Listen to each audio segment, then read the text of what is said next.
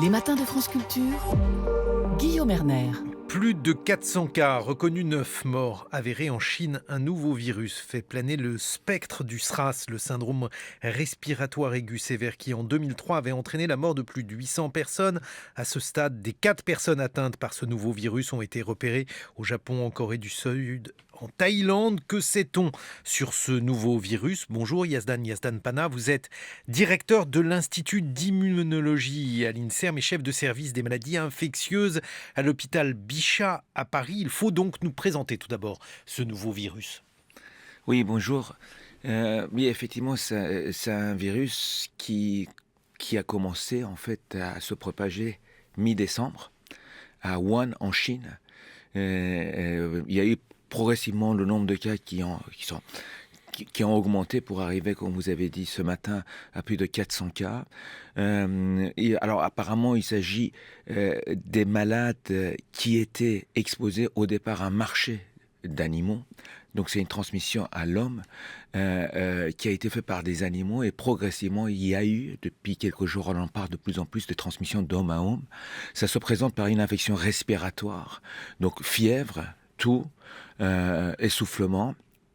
Et parfois, il y a des formes sévères, mais le plus souvent, je pense que malgré tout, il faut dire que le plus souvent, ça évolue pas vers les formes sévères, mais ça peut effectivement faire évoluer vers les formes sévères. Alors, et la mort. Si malheureusement cela évolue vers les formes sévères, qu'est-ce qui se passe et pourquoi ce virus serait-il particulièrement dangereux, Yazdan Pana?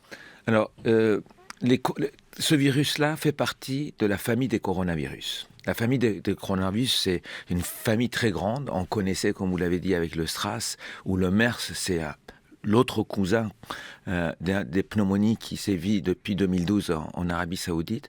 Ça peut donner des rhumes, donc des formes peu sévères, jusqu'à des formes très sévères. Là, en fait, c'est un virus qui fait partie de cette famille qu'on ne connaissait pas. C'est un nouveau virus. Et chaque fois, quand il y a un nouveau virus qu'on ne connaît pas, on a peur. On a peur parce qu'il y a un peu d'inconnu.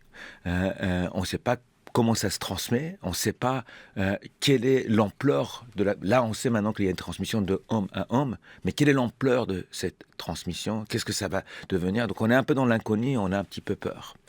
On a peur parce que l'on n'a pas aujourd'hui de moyens de combattre ce virus. Comment expliquer cet effroi? Est-il, selon vous, justifié, Yazdan Pana? Alors, en fait, depuis, c'est très proche de virus de SRAS de 2002-2003 que vous avez évoqué.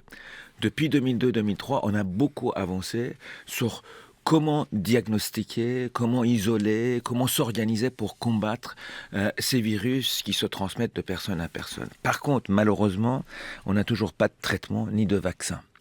Et donc ça, c'est quelque chose qui manque effectivement, même si, encore une fois, on a quand même beaucoup de moyens pour combattre ces virus. Expliquez-nous pourquoi on n'a pas de vaccin. Qu'est-ce qui fait défaut dans la compréhension ou dans la lutte contre ce type de maladie?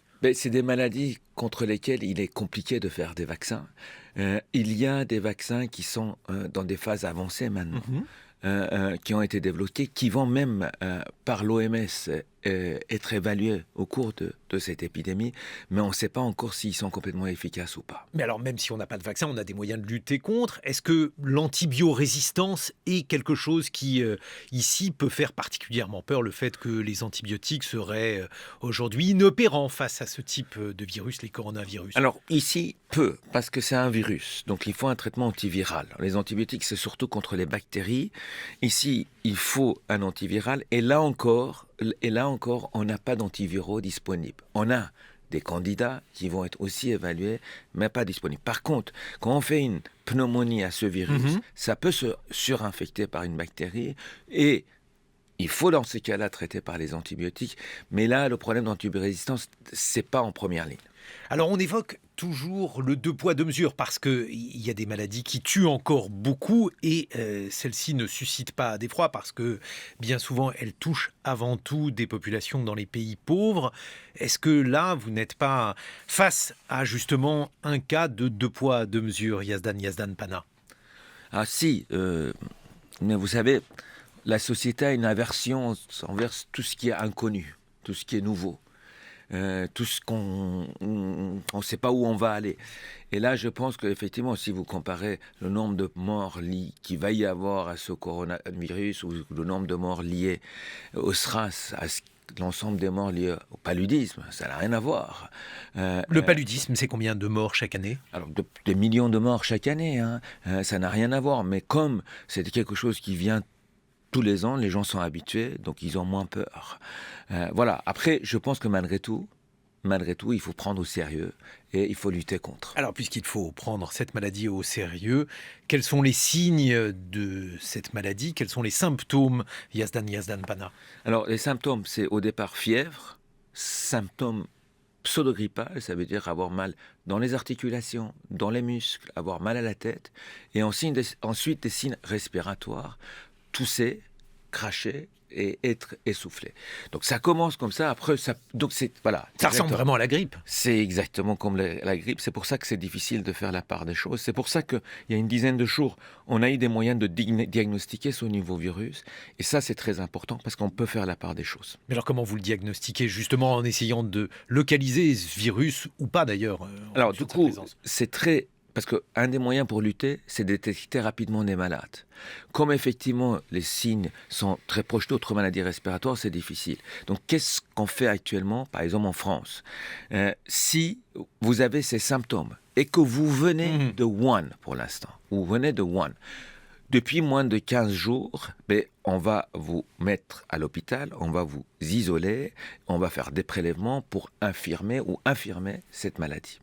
Merci Yazdan Pana. Je rappelle que vous avez publié Les maladies émergentes aux éditions Coué avec Philippe Bralli. En attendant, il est 7h21 sur France Culture.